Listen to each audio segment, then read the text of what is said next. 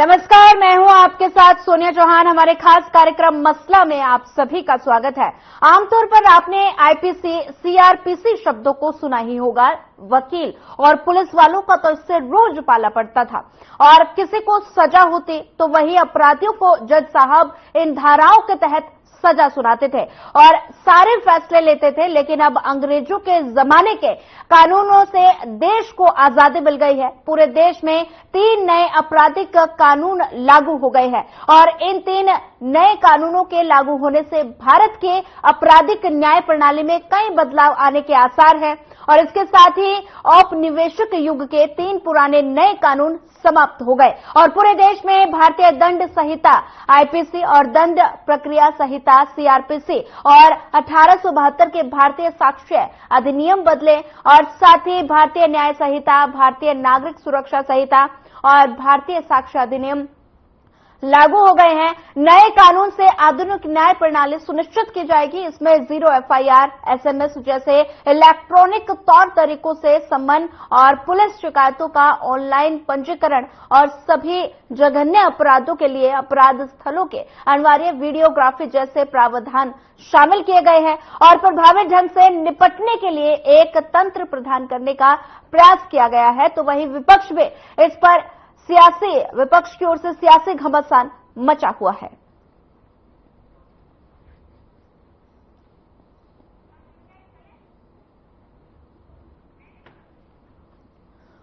आमतौर पर आपने आईपीसी और सीआरपीसी जैसे शब्दों को सुना ही होगा और वकील और पुलिस वालों का तो इससे हर रोज पाला पड़ता था और किसी को सजा होती थी तो वहीं अपराधियों को जज साहब इन धाराओं के तहत सजा सुनाते थे और सारे फैसले लेते थे। लेकिन अब अंग्रेजों के जमाने के कानूनों से देश को आजादी मिल गई। पूरे देश में 3 नए आपराधिक कानून लागू हो गए और इन 3 नए कानूनों के लागू होने से भारत के आपराधिक न्याय प्रणाली में कई बदलाव आने के आसार हैं और इसके साथ ही औपनिवेशिक युग के 3 पुराने कानून समाप्त हो गए। पूरे देश में भारतीय दंड संहिता, दंड प्रक्रिया संहिता और 1872 के भारतीय साक्ष्य अधिनियम के बदले भारतीय न्याय संहिता, भारतीय नागरिक सुरक्षा संहिता और भारतीय साक्ष्य अधिनियम लागू हो गए हैं और नए कानून से आधुनिक न्याय प्रणाली सुनिश्चित की जाएगी और इसमें 0 एफआईआर, एसएमएस जैसे इलेक्ट्रॉनिक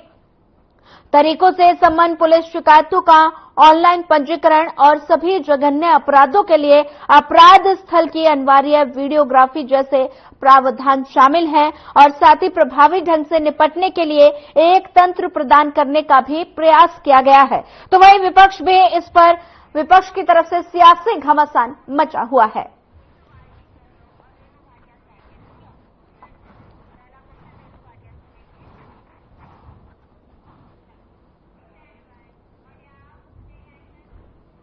वहीं इसी पर मेहमानों का रुख कर लेते हैं। मेहमान लगातार हमारे साथ बन गए हैं। रेणु भाटिया जी, अध्यक्ष हरियाणा महिला आयोग के, वो हमारे साथ फोन लाइन पर हैं और डॉक्टर शालिनी यादव, कानून एक्सपर्ट हमारे साथ जुड़ गई हैं और नेहा धवन जी, प्रवक्ता, बीजेपी प्रवक्ता हमारे साथ जुड़ गई है और कांग्रेस प्रवक्ता योगेश सिहाग जी हमारे साथ जुड़ गए। आप सभी का इस चर्चा पर जुड़ने के लिए आप सभी का पहले तो स्वागत है। सबसे पहले मैं रुख करना चाहूंगी रेणु भाटिया जी का।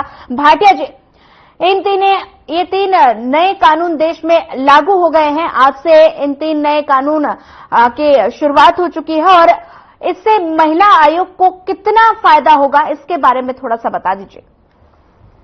देखिए, हर कानून का अपना एक महत्व होता है जी, लेकिन पिछले दिनों में जब से इस नए कानून की चर्चा शुरू हुई और नया कानून कुछ चीजों में तब्दील होने की बात हो रही थी, तब से हमने भी नोट किया, कमीशन ने भी और अदरवाइज भी एज फीमेल्स भी हमने नोट किया कि बहुत चीजों में बदलाव की आवश्यकता है और ये बदलाव आज की डेट में हो रहा है। ये बहुत इम्पोर्टेंट है क्योंकि एक लंबे समय से एक ही ढर्रा, एक ही कानून, एक ही धारा चलती आ रही थी जिनमें परिवर्तन की आवश्यकता थी और ये बिल्कुल राइट टाइम है जब हम विमेन एम्पावरमेंट की बात करते हैं, विमेन लॉज की बात करते हैं, विमेन अपग्रेडेशन की बात करते हैं, तो हमें उनके लिए कानून भी ऐसे होने चाहिए जिससे कि हर महिला उसका उपयोग कर सके, दुरुपयोग न। तो ये सारी बातों को ध्यान में रखते हुए बहुत सारे लॉज को कंपाइल किया गया, उनको कटैल किया गया, छोटा किया गया, टू द पॉइंट किया गया, घुमा फिरा के, जैसे पहले कई चीजों के कानून हुआ करते थे उनको straight away to the point किया गया। ये बहुत अच्छी बात है जी। डेफिनेटली हमारे जैसे लीगल ऑब्जर्वर्स को जिनको वास्ता पड़ता है कानून से, उनको एक स्टडी और करनी पड़ जाएगी, बट इसमें कोई हार्म नहीं है, because it will be a very practical study to implement or apply on such cases which are really at this time which really need changes. ठीक है, रेनू भाटिया जी बने रहिए हमारे साथ शालिनी यादव कानून एक्सपर्ट हमारे साथ लगातार जुड़ी हुई हैं। शालिनी जी, 3 नए आपराधिक कानून देश में आज लागू हो गए हैं, तो ये लागू होते ही ये जो 3 नए कानून लागू हुए हैं, इस पर कितना बदलाव देखने को मिलेगा हमें? 3 नए कानून जो लागू हुए हैं, क्या मेरी आवाज गूंज रही है? जी। ये जो 3 नए कानून लागू हुए हैं, अगर आप इनकी लैंग्वेज देखें बहुत क्लोजली, तो इनमें बहुत ज्यादा चेंजेस नहीं, क्योंकि एक्सपेक्टेशन थी कि होंगे, और ऐसा नहीं है कि कानून जो कॉलोनियल एरा में बनाए हुए थे उनमें फेरबदल की या कुछ संशोधन की जरूरत नहीं थी, क्योंकि संशोधन की जरूरत कानून में हमेशा होती रहती है और वक्त के साथ कानून बदलता है और बदलना चाहिए।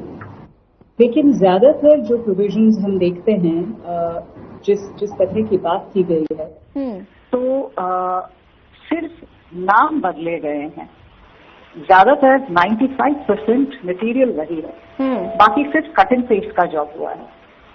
उसके अलावा एक बहुत इम्पोर्टेंट चीज ये है, देखिए कि इसमें कुछ चीजें हैं जो काफी परेशान करने वाली भी हैं, कुछ चीजें हैं जो अच्छी हैं। जिस तरीके से महिलाओं और बच्चों के लिए और कानून बनाए गए हैं उनके प्रोटेक्शन के लिए, ट्रांसजेंडर्स को जेंडर की कैटेगरी में इंक्लूड किया गया है, और डिजिटलाइजेशन को इंक्लूड करने की बात की गई है, और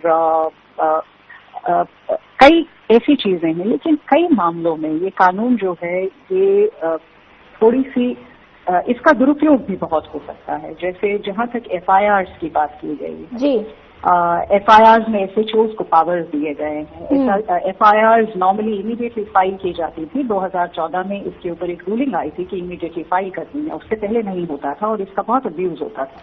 वापस आज वही कर दिया गया है। 6 से 7 महीने लग सकते हैं, SHOs इसको अपने हिसाब से कंट्रोल कर सकते हैं जी। FIRs में ये प्रॉब्लम आ सकती है, 0 FIRs कहीं पे भी फाइल हो सकती हैं, और इसका प्रोविजन अच्छा भी है। तो 0 FIRs कई बार फायदे में भी रहते हैं, लेकिन कई बार इसका नुकसान भी हो सकता है कि एक पॉइंट से दूसरी जगह जाते जाते विक्टिम्स जो एक्यूज है उनको काफी परेशानी हो सकती है। देखिए, सबसे बड़ी इम्पोर्टेंट चीज जो है वो इसमें ये है कि 1 जुलाई के बाद अगर आप टोटल लॉज को इस तरीके से 2 नए सेपरेट लॉज बताते हैं, प्रोसीजरल लॉज में चेंजेस की बात करते हैं जी, तो कोर्ट्स में सबसे बड़ी प्रॉब्लम ये है कि आप 1 जुलाई 2024 से पहले जो आपके ऊपर कानून जो प्रोविजंस नए चेंज किए गए हैं वो अप्लाई करेंगे, जो केसेस पहले चल रहे थे, तो कोर्ट्स उससे डील कर रहे हैं। लेकिन 1 जुलाई 2024 के बाद नए लॉज और नए प्रोविजंस उसके ऊपर अप्लाई करेंगे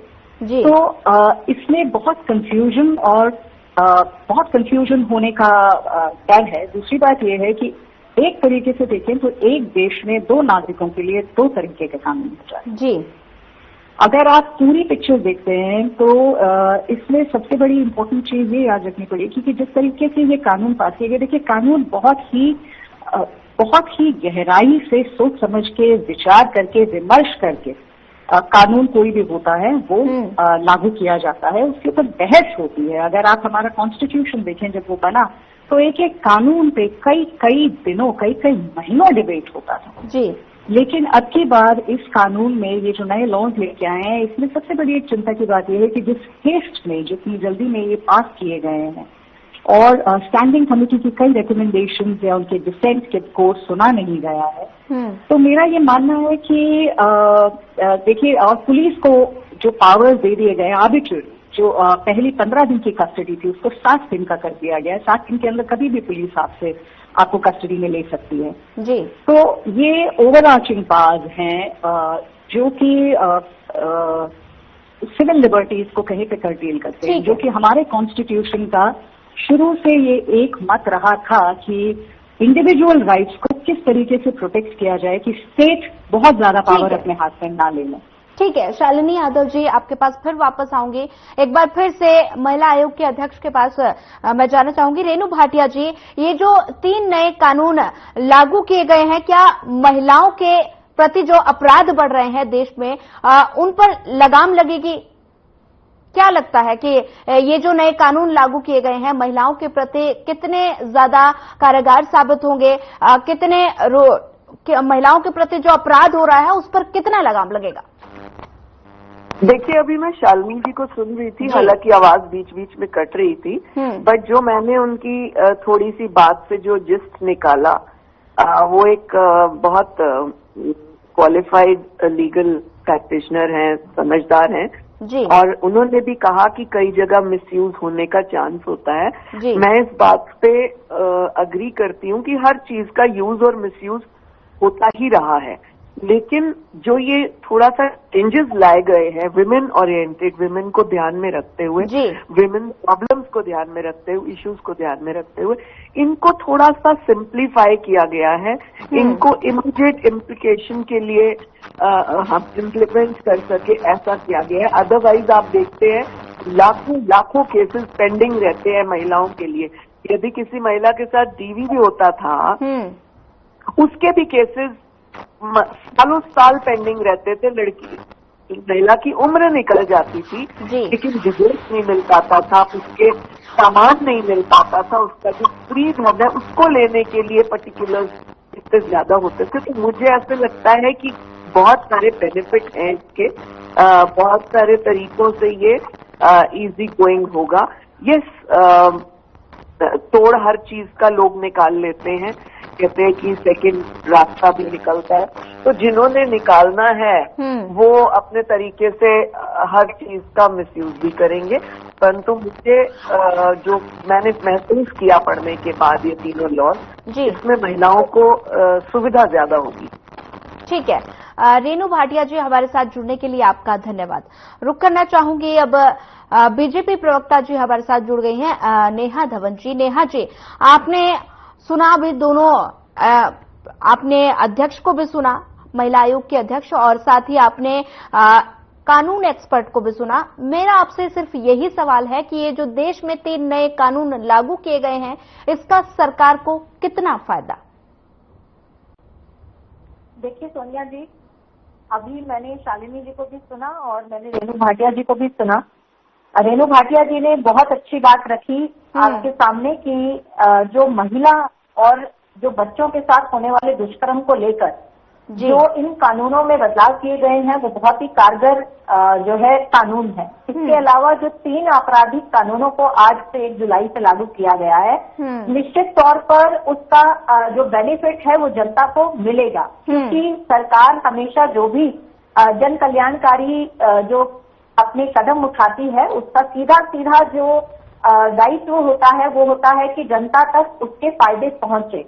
और आप देखिए कि ये 77 सालों बाद जो है कानून में बदलाव किए गए हैं। अंग्रेजों के समय में ये कानून बनाए गए थे, उस समय अंग्रेजों का शासन था और आप भी जानती हैं और यहाँ पर बैठे दोनों मेरे साथी जो पैनलिस्ट हैं वो भी जानते हैं कि उस समय का जो माहौल था, आजादी की लड़ाई के लड़ने के समय में जब ये शुरुआत हुई कानूनों की और उसके बाद जब देश नया आजाद हुआ, उस समय जो भारतीय परिवेश था, जो स्थिति थी, उसको देखते हुए ये कानून बनाए गए थे। और ये हम सब जानते हैं कि भारतीय कानून इतना लचीला है, क्योंकि मैं भी एक एडवोकेट हूँ और एडवोकेट होने के नाते मैं जानती हूँ कि हमारे इस कानून के अंदर, संविधान के अंदर इतने लूप होल्स थे।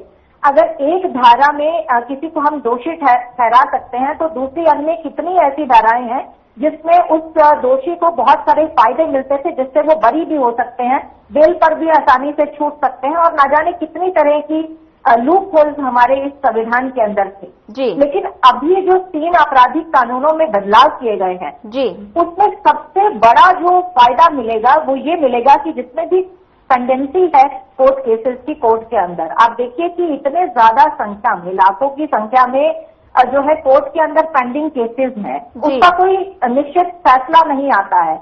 अभी रेणु भाटिया जी भी कह रही थी कि महिलाओं के केसेस में महिलाओं की उम्र निकल जाती थी। मैं ऐसे कितने सारे केसेस जानती हूँ जिसमें आदमी जब 25 वर्ष का था या 45 वर्ष का था तब उसने केस डाला, लेकिन उसकी मृत्यु हो गई। अब उसकी अगली पीढ़ी जो है उस केस को कंटिन्यू कर रही है, तब भी फैसला नहीं आता है। ऐसे कितने फैसले आज कोर्ट में पेंडिंग है। तो सबसे बड़ी बात जो अभी मैम शालिनी मैम भी बोल रही थी कि ये निश्चित तौर पर एक बेनिफिट की बात है कि हमें 60 दिन का जो प्रावधान दिया गया है और 45 डेज का कि अगर आपका फैसला आ चुका है, अगर आपकी कंप्लीट कोर्ट केस हो चुका है तो 45 दिन के अंदर अंदर एक फैसला आना जरूरी है जी। और 60 दिन के अंदर अंदर जो है वो पहली सुनवाई के 60 दिन के भीतर जो है वो आरोप तय हो जाएंगे। इस तरह की जो स्पीड अप किया गया है, इस कानून में जो बदलाव किए गए हैं, एक समय सीमा निर्धारित की गई है, ये सबसे बड़ा बेनिफिट मिलेगा।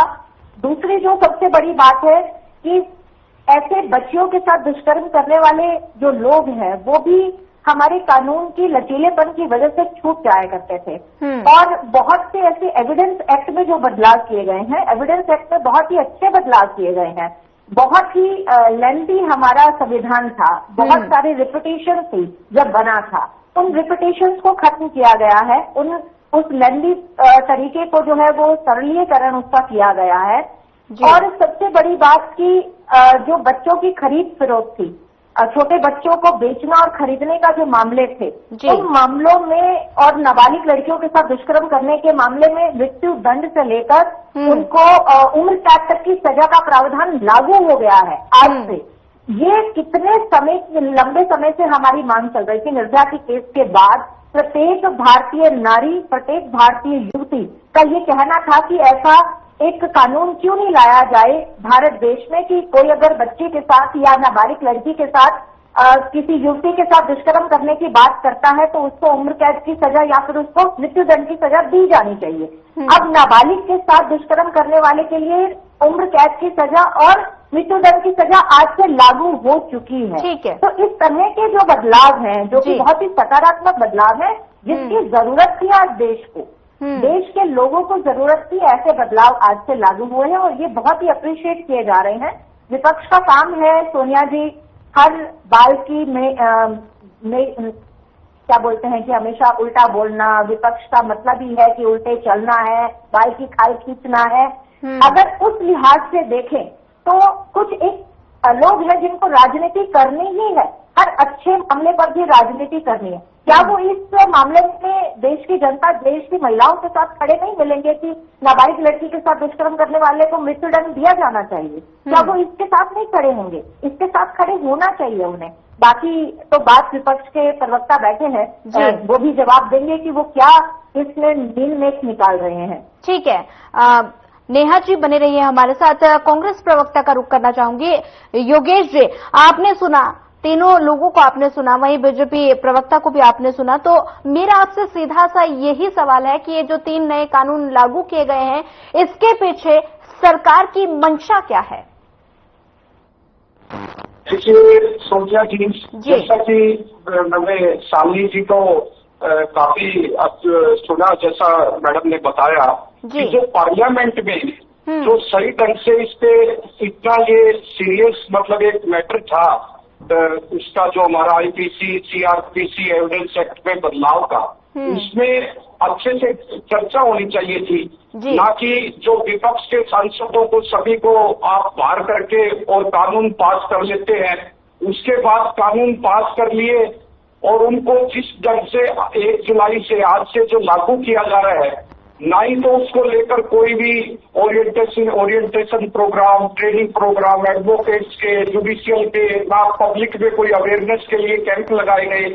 और आज आप देखिए, मैं ये कहता हूँ, जैसा कि मैडम शालिनी जी ने बताया और मैं हमारी प्रवक्ता नेहा जी से भी पूछना चाहूंगा, मैं भी एक्टिव प्रैक्टिस में 15 साल से प्रैक्टिस कर रहा हूँ। वो ये बताए कि इसमें 5 ऐसे बदलाव बता दें कि नया है क्या। कट, कॉपी और पेस्ट, सिर्फ जो भी प्रोविजन है वो सभी पहले भी थे, बल्कि सिर्फ जो सेक्शंस के नाम चेंज कर दिए कहीं ना कहीं सीआरपीसी में। और मैं ये बताना चाहूंगा कि जो प्रोविजन किए गए हैं हमारे जो इसमें जो अमेंडमेंट, वो टाइम टू टाइम अमेंडमेंट होती रहती है। और सीआरपीसी में 1973 की सीआरपीसी है, कौन से अंग्रेजों के जमाने के कानून है, कौन सा आज इसमें नया बदलाव हुआ है जो आज जरूरी था। जो जरूरी था वो तो आज भी नहीं हुआ। सिर्फ जो अंडर सेक्शन चेंज करती, आज सिर्फ वकीलों पर बोझ है, आम आदमी पे। आज आप भी बता सकते हैं कि मर्डर केस में 302 लगेगी और 420 जो 420 है वो धोखाधड़ी की धारा होती है। तो बहुत से ऐसी कॉमन जो आम आदमी भी जागरूक था उनके प्रति, उसके लिए सरकार की क्या मंशा है, किस तरह से वो प्रोग्राम अवेयरनेस कार्यक्रम करेंगे। उसके साथ साथ मैं को बताना चाहूंगा, सरकार ये कानून लागू करके पुलिस स्टेट की ओर बढ़ रही है। जितना इन कानूनों में पुलिस को जो पावर दी गई है इंक्वायरी की, जैसे मैडम शालिनी जी ने बिल्कुल बताया। अब आप देखिए, अगर आपसे कोई एक्सीडेंट हो जाता है और अगर आप पुलिस को इन्फॉर्म नहीं करोगे तो आपको 10 साल की सजा है और नॉन अवेलेबल ऑफेंस है। अगर आप वो पुलिस की पावर है कि पुलिस आपको भागा हुआ भगोड़ा भी दिखा सकती है। और बहुत सी ऐसी, और आप देखिए जो ये कह रहे हैं कि नेहा जी कि जो 45 दिन में ट्रायल के बाद डिसीजन देना होगा कोर्ट को, 45 दिन में तो आज भी कोर्ट देती है। ट्रायल कंप्लीट होने के बाद मुझे दिखाइए कोर्ट में कितने मैटर है, कितना डिले हो जाता है। आज हाईकोर्ट में लाखों की डिले है, उसमें तो कोई ट्रायल होती नहीं है, सिर्फ ओनली आर्गूमेंट होती है।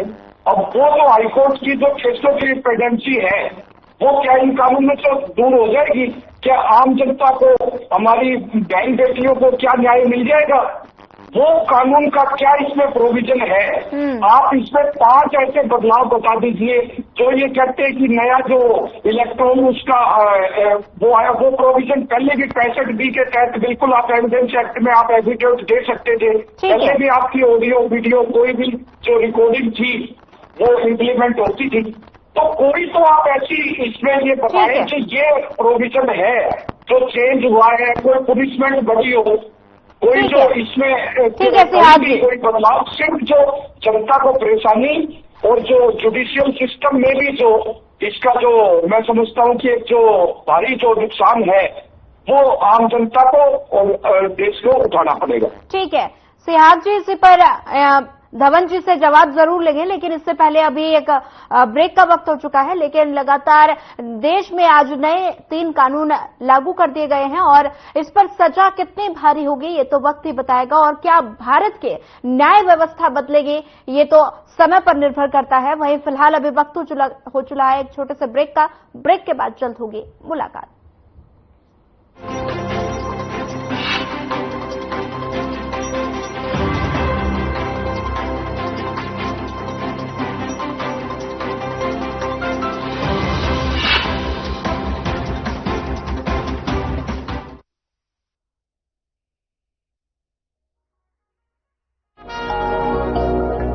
तुम हुस्न परी तुम जाने जहाँ हो, इतनी हंसी ढूंढे तितलियाँ।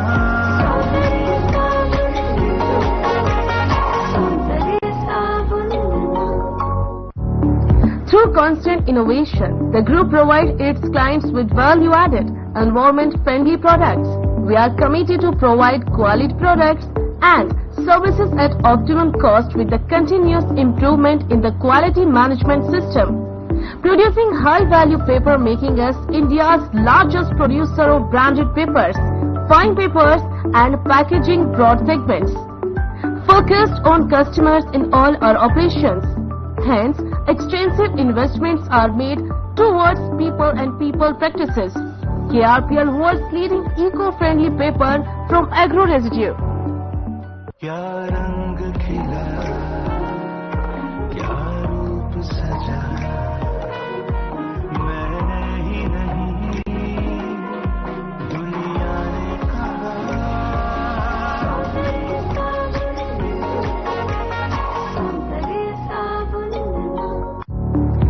constant innovation, the group provides its clients with value-added, environment-friendly products. We are committed to provide quality products and services at optimum cost with the continuous improvement in the quality management system. Producing high-value paper, making us India's largest producer of branded papers, fine papers and packaging broad segments. Focused on customers in all our operations. Hence, extensive investments are made towards people and people practices. KRPL world's leading eco-friendly paper from agro residue. नमस्कार। एक बार एक सज्जन train में अपने 25 वर्ष के बेटे के साथ सफर कर रहे थे। ट्रेन की खिड़की से बाहर देखकर लड़का चिल्ला रहा था, पापा देखो पेड़ पीछे भाग रहे हैं। पिता मुस्कुराया, लेकिन पास बैठा व्यक्ति इस युवक के बचकाने व्यवहार से थोड़ा परेशान हो गया। उसको अजीब सा लगा। थोड़ी देर बाद लड़का फिर चिल्लाया, पापा देखो कितने रंग बिरंगे सुंदर पहाड़ हैं, बादल हैं, नदियां हैं। पिता फिर मुस्कुराया, लेकिन पास बैठे व्यक्ति से अब नहीं रहा गया। उसे लगा शायद ये लड़का कुछ मानसिक समस्या वाला है, मेंटली रिटार्डेड है। उसने पिता को कहा, भाई साहब आप अपने बेटे को किसी अच्छे डॉक्टर को क्यों नहीं दिखाते? पिता ने मुस्कुराते हुए कहा, हाँ दिखाया था, कल तक ये नेत्रहीन था, अब इसकी आंखों की रोशनी वापस आ गई है और इसे दिखने लगा है, इसीलिए इसे ये सब कुछ नया नया सा लग रहा है। दोस्तों, किसी के बारे में कोई धारणा बनाने से पहले उसकी सच्चाई को भली भांति जानना चाहिए। हो सकता है वास्तविकता कुछ और ही हो। कहते हैं ना, जो दिखता है वो होता नहीं, जो होता है वो दिखता नहीं। जनाब, देखकर परखना छोड़ो और लोगों को समझना सीखो। नमस्कार।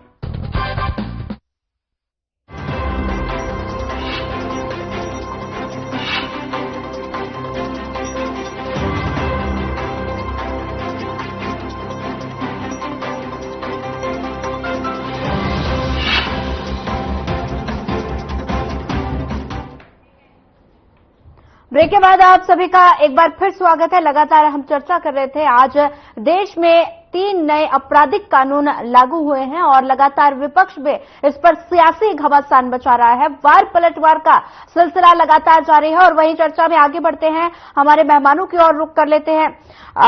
नेहा धवन जी का मैं रुख करना चाहूंगी। नेहा धवन जी, आपने कांग्रेस प्रवक्ता को सुना, उन्होंने तमाम तरह के आरोप भारतीय जनता पार्टी के ऊपर लगाए। उन्होंने कहा कि सही तरीके से ये जो कानून लागू किए गए हैं उस पर विचार विमर्श नहीं किया गया, एक तरह से कॉपी पेस्ट किया गया है, सिर्फ नाम बदला गया है। तमाम तरह के आरोप सरकार की तरफ लगाए गए हैं, तो इस पर क्या प्रतिक्रिया, क्या कहेंगी?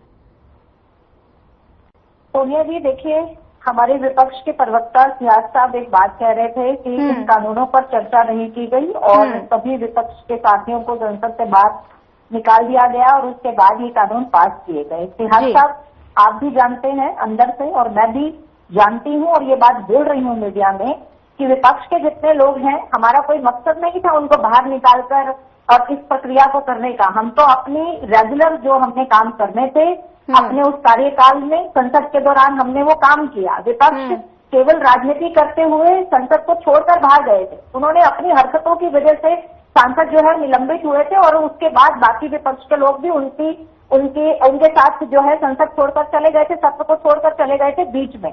हमने ना तो उन्हें उकसाया था, ना हमारी कोई मंशा थी उन्हें बाहर भेजने की। और जहां तक कानून पर प्रक्रिया करने की बात थी, संसद के सत्र के दौरान जो भी हमारे कार्य थे, जिन पर हमें चर्चा करनी थी, जिन पे हमें काम करना था, वो हमने किया।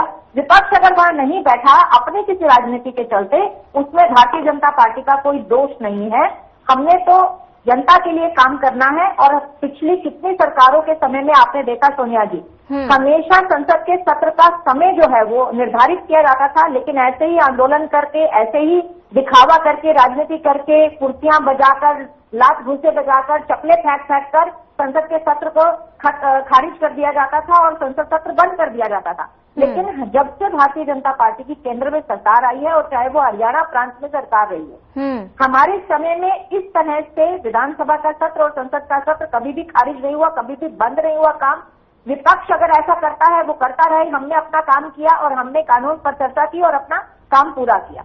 अब बात आती है कि अभी सियाग साहब बोल रहे थे कि ऐसे कोई 5 काम गिनवा दीजिए, तो सियाग साहब 4 काम तो मैंने अपनी पिछली बाइट में ही गिनवा दिए थे, जो नए काम हैं जिनकी जरूरत जो है लोगों को थी, देश की जनता को थी, और वो नए प्रावधान इन कानूनों में किए गए हैं। आपके चलते मैं 5 और नए काम आपको गिना देती हूँ। सबसे पहली बात जो है इलेक्ट्रॉनिक एफआईआर की। अब आप बात कहेंगे कि इलेक्ट्रॉनिक एफआईआर तो अभी भी रिकॉर्ड हो सकती है, लेकिन अब ये कानून में प्रावधान पूरी तरह से लागू हो चुका है आज से कि आप बिना पुलिस स्टेशन जाए इलेक्ट्रॉनिक रूप से भी एफआईआर दर्ज करा सकते हैं। और दूसरा सबसे बड़ा चेंज कि एफआईआर जो है वो कभी भी कहीं से भी करा सकते हैं। अब आपको ज्यूरिडिक्शन पुलिस थाने का देखने की आवश्यकता नहीं है। पहले के समय में हमेशा ये दिक्कत आती थी, जैसे किसी एक नॉर्मल इंसान के साथ, एक आम आदमी के साथ कोई घटना हुई, उसे पता नहीं है कि उस घटना स्थल का जो संबंधित थाना है वो कौन सा है। वो आसपास के किसी भी थाने में जाकर एफआईआर दर्ज कराते थे। वहां के पुलिस अधिकारियों ने बोलते थे कि ये संबंधित जगह जो है जहां पर ये अपराध हुआ है ये हमारी ज्यूरिडिक्शन में नहीं आता है, तो आप दूसरे थाने में जाइए। इस तरह से आम जनता को बहुत ज्यादा तकलीफ झेलनी पड़ती थी। वो हिस्सा इस कानून के लागू होने से कम होती है। आप किसी भी पुलिस स्टेशन में जाकर आप एफआईआर दर्ज करा सकते हैं।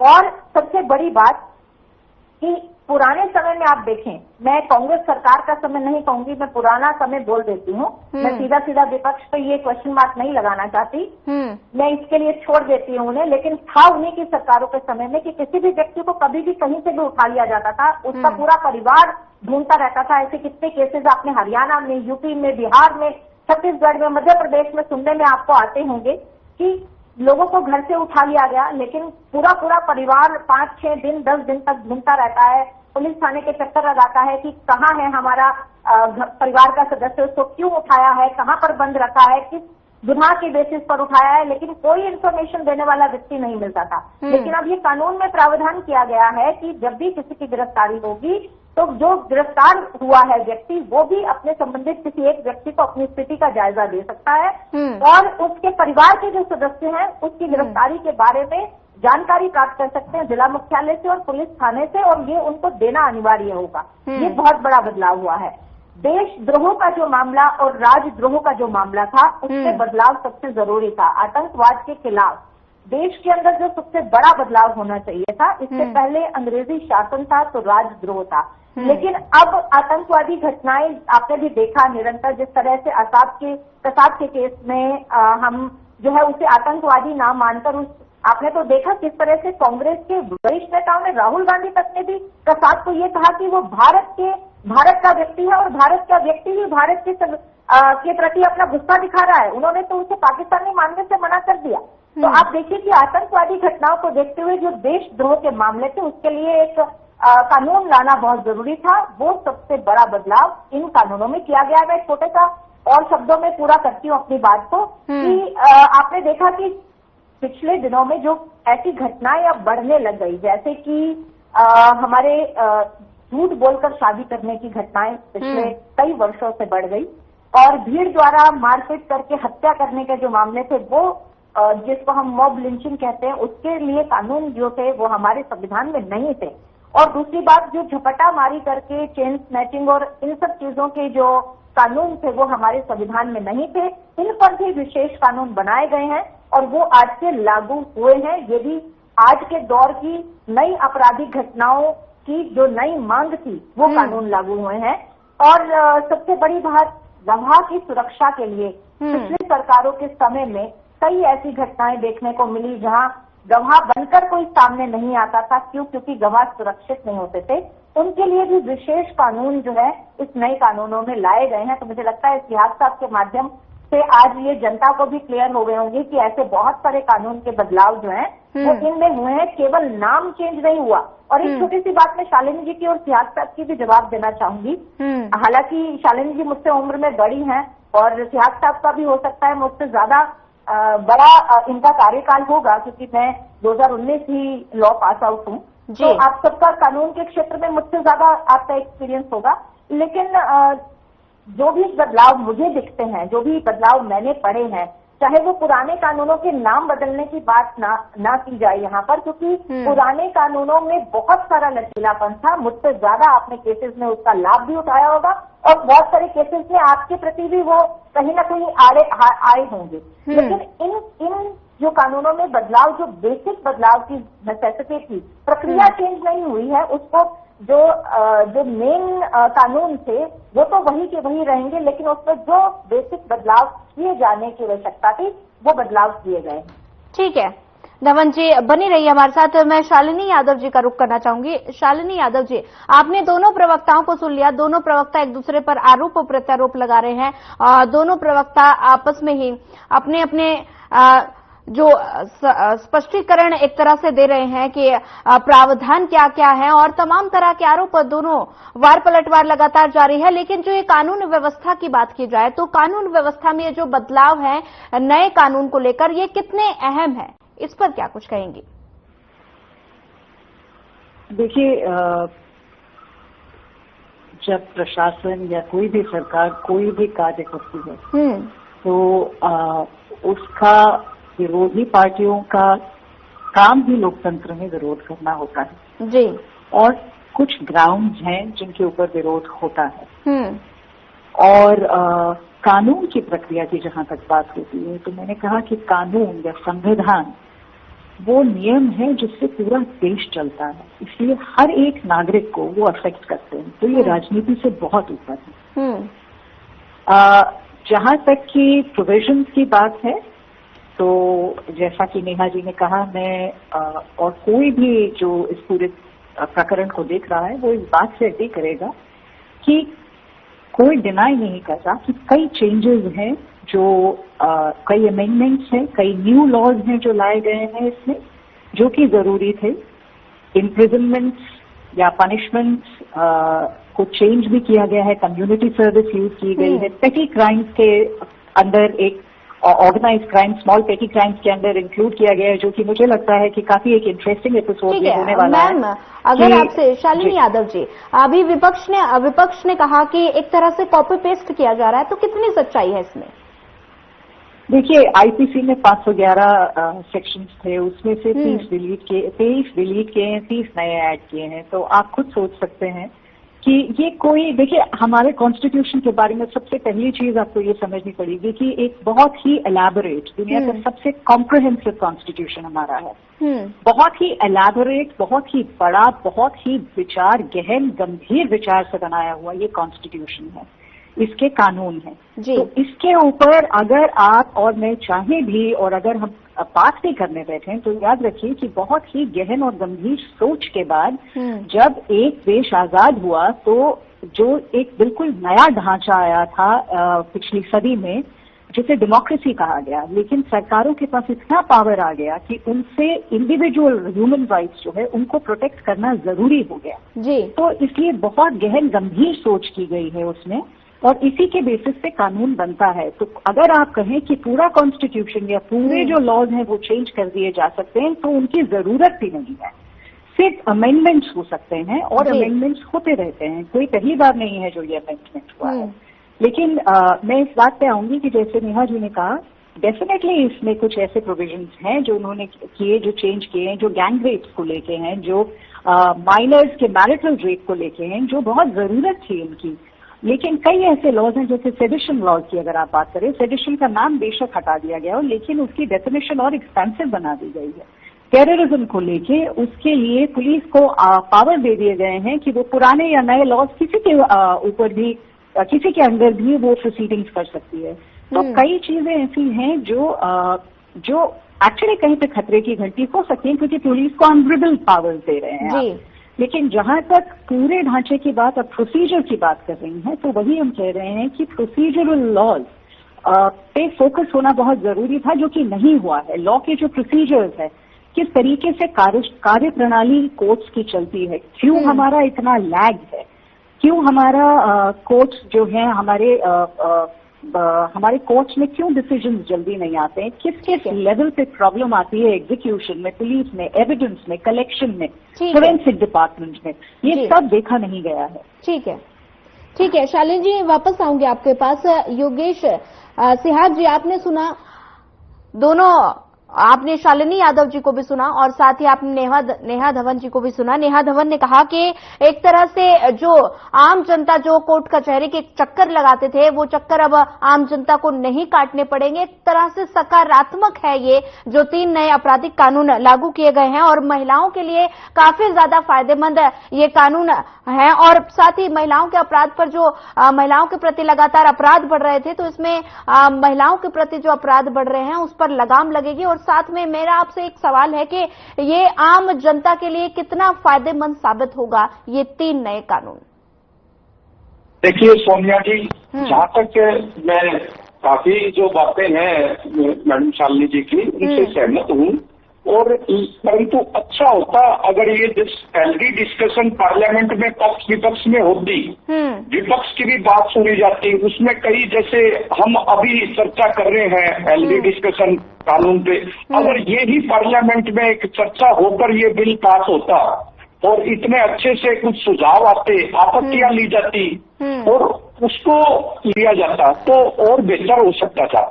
और दूसरा जहां तक सवाल है इसमें टाइम टू टाइम अमेंडमेंट्स होती रहती है, नया कुछ भी इतना नया कुछ नहीं है, उसी में भी अमेंडमेंट्स हो सकती थी। आज जो सबसे बड़ी प्रॉब्लम जो सफर जो आम जनता करेगी, मैं जो समझता हूँ आम जनता एडवोकेट्स और जुडिशियल सिस्टम में कंफ्यूजन कम से कम आने वाले 1-1.5 साल तक तो बिल्कुल कंफ्यूजन बनी रहेगी जो कानून को लेकर, यहाँ तक कि पुलिस में भी।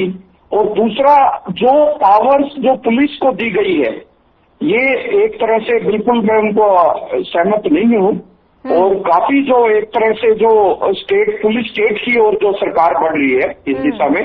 और नया इसमें कुछ भी ऐसा नहीं है कि ये तो एक बहुत बड़ा चेंज आ गया, वो ही आप पढ़िए जो भी अंडर सेक्शन है उसमें कोई बड़ा कोई ऐसा चेंज नहीं है, वो ही पनिशमेंट वही चीज। आप ये तो बताइए ना कि महिलाओं के लिए क्या इसमें अलग है।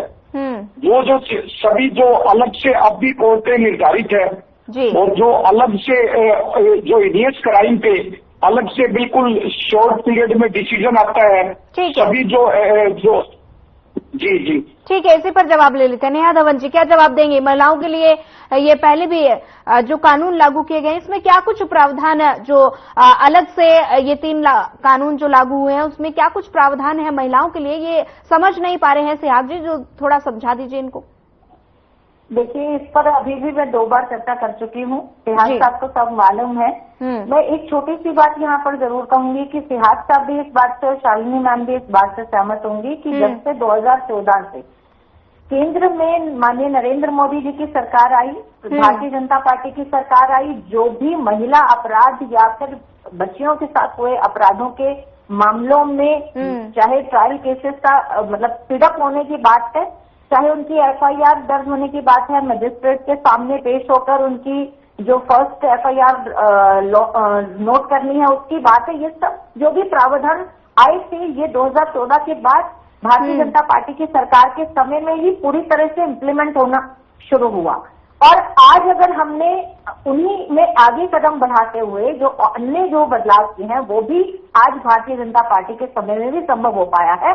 कांग्रेस ने लगभग 55 वर्ष देश पर राज किया, लेकिन इस तरफ महिला अपराध के प्रति कानूनों में बदलाव करने की बात बहुमत में बहुत बार सरकार बनाई उन्होंने, संसद में रहे, लेकिन फिर भी उन्होंने इसके प्रति कोई विशेष कदम नहीं उठाए।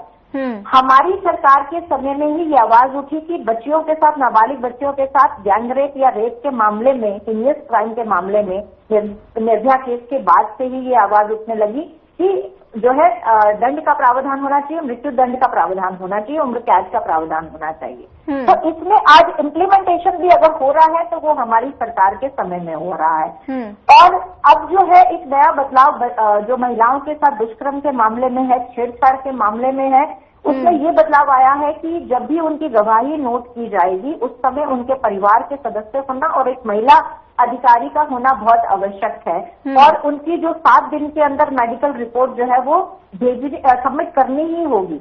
ये एक बहुत बड़ा बदलाव है क्योंकि इससे पहले कई बार ऐसे चीजें देखी गई थी। हालांकि मजिस्ट्रेट के सामने पेश करना है। ये जो बदलाव आया था वो भी हमारी सरकार के समय में आया था, लेकिन कई बार ऐसा देखा गया था कि उनके अभिभावक साथ हो या नहीं हो, ऐसा प्रावधान नहीं था, लेकिन अब ये प्रावधान भी किया गया है। और दूसरी बात जो मैं एक और बात कहना चाह रही थी कि कांग्रेस ने हमेशा इन सब चीजों की बातें जरूर की, लेकिन मैं यहाँ पर एक चीज और जोड़ना चाहूंगी, महिला आरक्षण बिल जैसी जो बात थी वो भी कांग्रेस ने हमेशा की, लेकिन उस पर काम करने का जो मादा है, काम करने का जो दिल है, वो कांग्रेस की सरकार या कांग्रेस के लोग कभी भी नहीं निकाल। ठीक है, इसी पर जवाब ले लेते हैं। ठीक है धवन जी, ठीक है, इसी पर जवाब ले लेते हैं। पार्टी ने रिस्क लिया। ठीक है धवन जी, जवाब ले लेते हैं। सिहाग जी, तमाम तरह के आरोप कांग्रेस के ऊपर लगाए जा रहे हैं। उन्होंने कहा कि महिला आरक्षण पर सिर्फ बात हुई है, काम नहीं किया गया, क्या कहेंगे? देखिए, सबसे पहले तो मैं ये बताना चाहूंगा, ये जो सेंसिटिव मुद्दा है, ये कोई राजनीति का मुद्दा नहीं था। ये जो नए कानून आए या कांग्रेस ने किया या भाजपा ने किया, अब जो 2013 में निर्भया कांड हुआ उस समय भी कांग्रेस की गवर्नमेंट थी, उसमें अमेंडमेंट्स किए और वो लागू भी हो, लेकिन ये मैं फिर भी हम ये नहीं मानते ये मुद्दा कोई राजनीति से ऊपर उठ के इस पे बात होनी चाहिए। और जहां तक महिलाओं के लिए आरक्षण की उसकी बात है, वो एक इससे सेपरेट मुद्दा है और उसमें भी भारतीय जनता पार्टी की आज केंद्र में 10 वर्षों से सरकार है जी। उन्होंने क्यों नहीं उसको 2024 से ही उसको लागू क्यों नहीं किया? महिला आरक्षण बिल को आपने 2024। ठीक है धवन जी, कुछ कहना चाह रही हैं? धवन जी। सोनिया जी, मैं बस एक बात और कहना चाहूंगी, जिस राजनीति की बात अभी सिहाग साहब कर रहे हैं, मेरी इस बात के बाद जरा जवाब दे दें इस बात का। 2024 के लोकसभा के चुनाव में कांग्रेस और अन्य विपक्षी पार्टियों ने इस बात का मुद्दा बनाया कि भारतीय जनता पार्टी अगर अपने गठबंधन में जीतती है या इंडिपेंडेंट जीतती है, तो अगर वो सत्ता में आती है, वो सरकार बनाती है भारत में 2024 में, तो संविधान बदल देगी। अगर आज वो इस प्लेटफॉर्म पर बैठकर ये बात कर रहे हैं कि संविधान में 90 to 95% जो है कट कॉपी पेस्ट है, तो कम से कम इनका वो नैरेटिव खुद का ही नैरेटिव गलत सिद्ध कर दिया कि कानून बदलने की बात, हम कानून बदलने की बात नहीं कर रहे थे। ये आपने आज खुद प्रूव कर दिया और खुद इस प्लेटफॉर्म पे मान लिया कि 90 to 95% अगर संविधान सेम है और जो जरूरत थी कानून में वो बदलाव किए गए, ये सारे नहीं मानने इसको जस्टिफाई कर दिया है। तो शालिनी मैम से जवाब ले लेते हैं। ठीक है, विपक्ष ठीक है धवन जी, ठीक है, शालिनी मैम से जवाब ले लेते हैं। शालिनी जी, आपने दोनों प्रवक्ताओं को सुना, दोनों एक दूसरे पर आरोप लगा रहे हैं।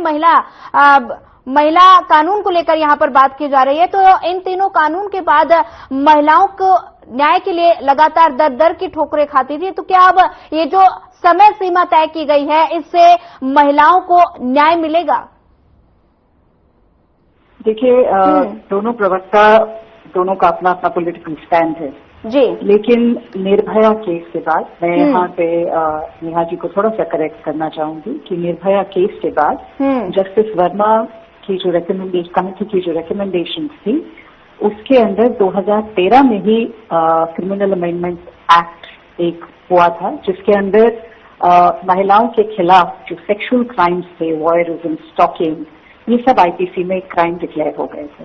जो अभी वाले जो कानून आए हैं उनमें डेफिनेटली पनिशमेंट जो है वो इंक्रीज की गई है। स्पीडी जस्टिस की जहां तक हम बात करते हैं वो आया है। महिलाएं जो है या कोई भी जिसका केस चल रहा है वो जाके 90 दिन के अंदर वो अपने केस के ऊपर रिपोर्ट ले सकता है कि क्या हो रहे हैं। ये डेफिनेटली चेंजेस आए हैं, लेकिन मेरा आज भी मानना है कि देखिए महिला और बच्चे, उनकी सिक्योरिटी और सेफ्टी का जो मामला है वो राजनीति का मुद्दा नहीं, वो किसी की जिंदगी से जुड़ा हुआ मुद्दा है, जो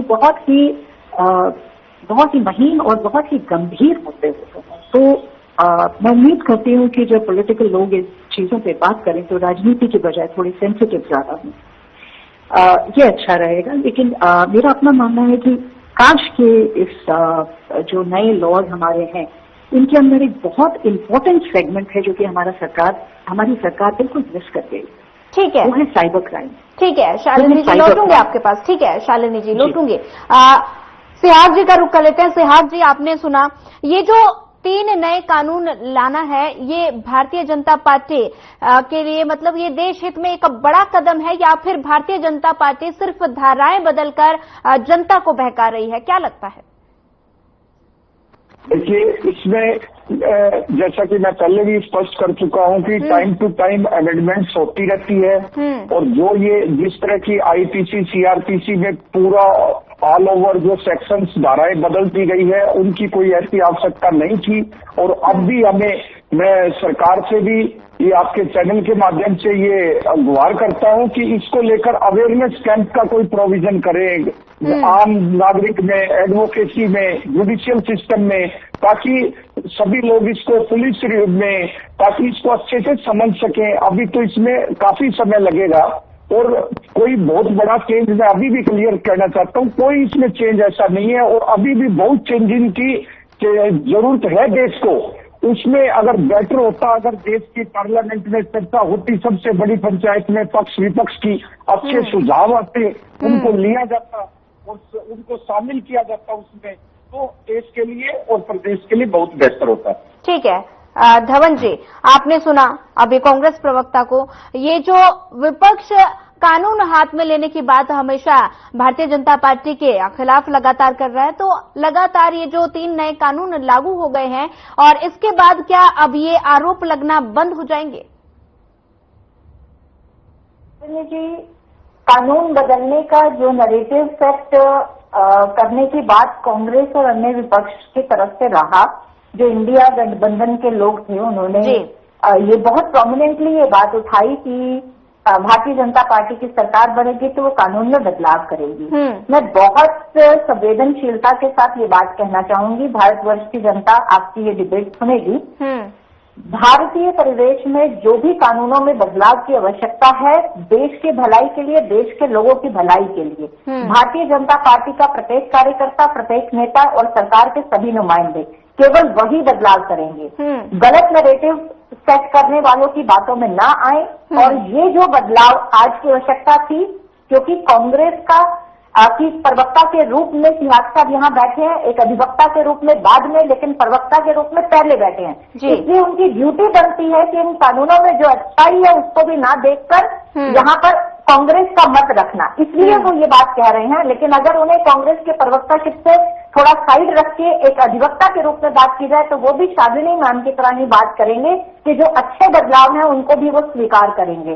शालिनी मैम की बात से मैं एकदम सहमत हूँ, क्योंकि महिला और बच्चियों के प्रति जो भी कानून में बदलाव किए गए हैं, ये एक संवेदनशील मुद्दा है और इसमें भावनात्मक होकर बात कर रखनी चाहिए। और यही एक्सपेक्टेशन, मैं आपकी बात से 100% सहमत हूँ मैम, मैं इस पर राजनीति करने की बात बिल्कुल भी नहीं कह रही और ना ही कहूंगी, और यही उम्मीद मैं विपक्ष से भी रखना चाहूंगी।